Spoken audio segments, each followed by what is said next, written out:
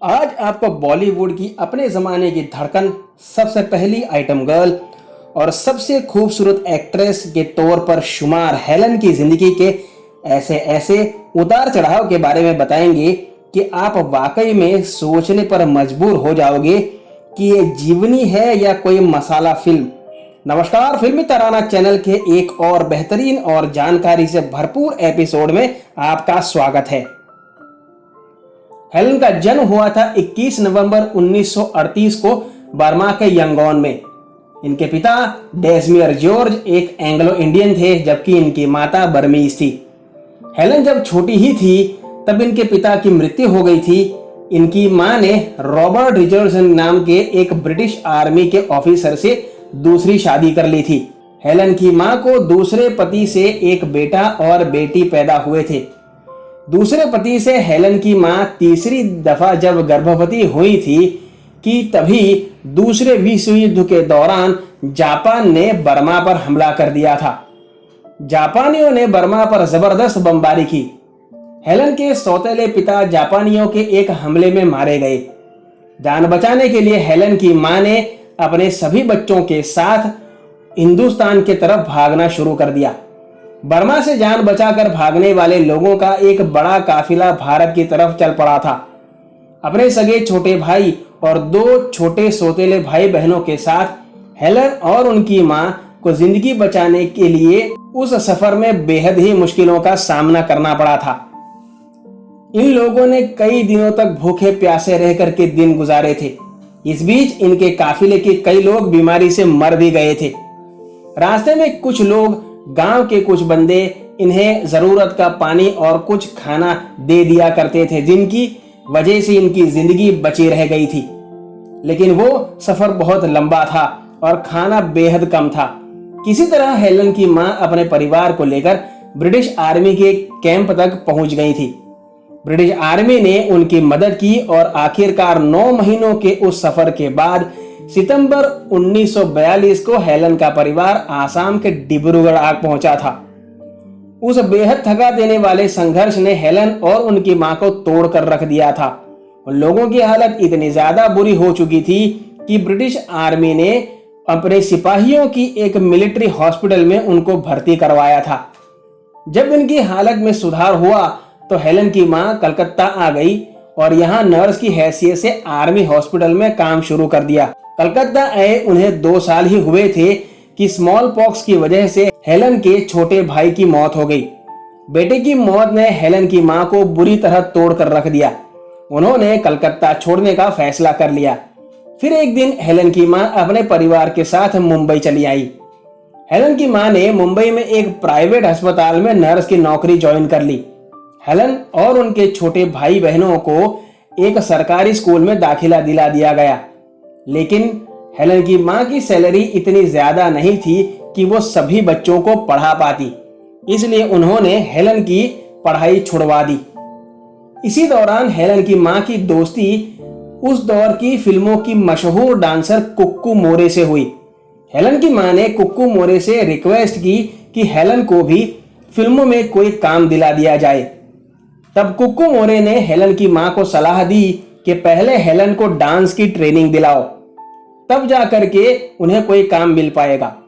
कुक्कू की सलाह पर हेलन की मां ने हेलन को कथक और मणिपुरी डांस की ट्रेनिंग दिलवाई और आखिरकार कुक्कू की मदद से हेलन को कोरस डांसर की हैसियत से फिल्मों में काम मिलने लगा।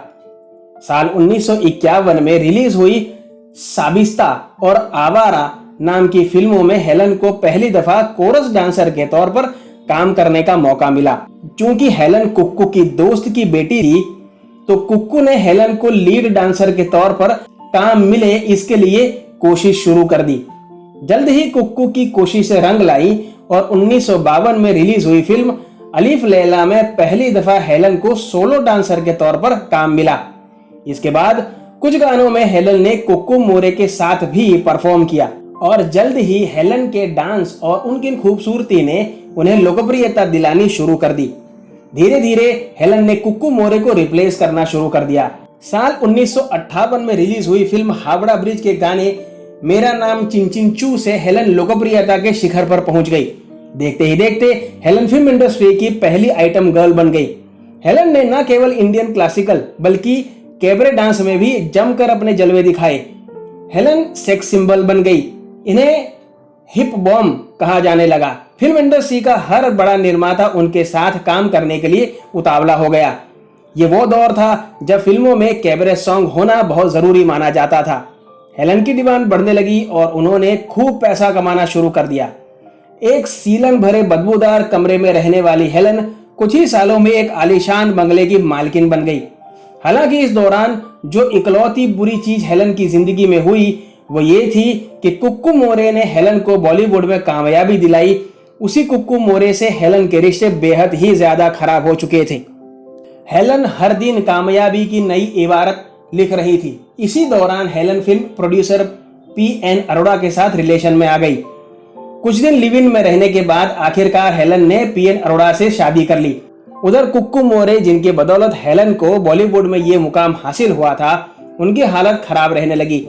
हेलन पर तो नहीं, लेकिन हेलन की मां पर अपनी बेटी की शोहरत और दौलत का घमंड जरूर चढ़ने लगा। फिल्म इंडस्ट्री में जब कुक्कू मोरे की जगह हेलन को पसंद किया जाने लगा तो कुक्कू मोरे के बुरे दिन शुरू हो गए। उन्हें काम मिलना बंद हो गया। कुक्कू की आर्थिक स्थिति बेहद ज्यादा खराब हो गई। कभी अपने कुत्तों को भी गाड़ी में घुमाने वाली कुक्कू मोरे पाई पाई के लिए मोहताज हो गई और दूसरों के जूठन पर गुजारा करने को मजबूर हो गई। एक दिन एक पार्टी में कुक्कू मोरे को सुनाते हुए हेलन की मां ने किसी से कहा कि मेरी बेटी के सामने कुक्कू मोरे क्या चीज है। कुक्कू मोरे मेरी बेटी की उंगली के बराबर भी नहीं है। कुक्कू को हेलन की मां की यह बात बेहद खराब लगी थी। उधर मीडिया में चल रही गॉसिप्स के प्रभाव में आकर हेलन ने भी कुक्कू मोरे से बात करना बंद कर दिया था। एक इंटरव्यू में कुक्कू ने बताया था कि एक दिन किसी काम से मैंने हेलन से बात करने के लिए उनके घर फोन किया, लेकिन जिसने फोन उठाया था उसने जवाब दिया कि यहाँ हेलन नाम की कोई महिला नहीं रहती है और यहाँ दोबारा फोन ना करें। शायद हेलन को लगा कि मैं उनसे कोई मदद मांगूंगी, इसलिए उन्होंने मुझसे बात ही नहीं की। इसी घटना पर रिएक्ट करते हुए हेलन ने अपने एक इंटरव्यू में कहा था कि उन्होंने कभी भी कुक्कू से फोन पर बात करने से इनकार नहीं किया था। वो कुक्कू को कभी भी भूल नहीं सकती थी। वो कुक्कू ही थी जिन्होंने उनकी मदद की थी और फिल्म इंडस्ट्री में उन्हें एस्टेब्लिश किया था। वो कुक्कू की मदद भी करना चाहती थी, लेकिन वो नहीं चाहती थी कि कुक्कू को यह महसूस हो कि मैं उन पर कोई एहसान कर रही हूं। आखिरकार हर किसी की अपनी एक सेल्फ रिस्पेक्ट होती है। बहरहाल कुक्कू की मौत के बाद हेलन और कुक्कू का यह अनोखा चैप्टर आखिरकार बंद हो गया। दूसरी तरफ अपनी शादी के लगभग 16 साल बाद 1974 में अपने जन्मदिन के दिन ही हेलन ने अपने पति पीएन अरोड़ा से अपना रिश्ता खत्म कर दिया। हेलन के मुताबिक पीएन अरोड़ा उन पर ज्यादा सख्तियां करने लगे थे। वो हेलन की कमाई दौलत को आंख बंद करके लुटा रहे थे। नतीजा ये हुआ कि हेलन लगभग बैंकरप्ट हो चुकी थी। जिस किराए के घर में वो पीएन अरोड़ा के साथ रह रही थी वो भी उन्हें खाली करना पड़ा था। पीएन अरोड़ा से शादी खत्म करने के बाद हेलन की जिंदगी में मुसीबत आना शुरू हो गई। कहा जाता है कि हेलन के अपनी मां और अपने भाई बहनों के साथ भी रिश्ते बिगड़ गए थे। परिवार से हेलन के रिश्ते इतने ज्यादा खराब हो गए थे कि हेलन ने उनसे हर तरह अपना रिश्ता तोड़ दिया था। वहीं 50, 60 और 70 के दशक के शुरुआती सालों तक हर किसी के पहली पसंद रही हेलन को अब बढ़ती उम्र की वजह से काम मिलना भी काफी हद तक कम हो चुका था। वजह थी फिल्म इंडस्ट्री में इस समय तक कई नई हॉट और जवान डांसर्स का आ जाना। एक वक्त में जिस हेलन के पास काम खुद चलकर आता था, अब उसे हेलन को काम मांगने के लिए डायरेक्टर्स, प्रोड्यूसर्स के दरवाजों पर दस्तक देनी पड़ रही थी। इत्तेफाक से इसी दौरान हेलन की मुलाकात मशहूर और मारूफ लेखक सलीम खान से हुई। सलीम खान ने हेलन को काम दिलाने में काफी मदद की। इसी दौरान दोनों के बीच नजदीकियां बढ़ने लगी और हेलन और सलीम खान दोनों को एक दूसरे से प्यार हो गया और इसी प्रेम के चलते दोनों ने शादी कर ली।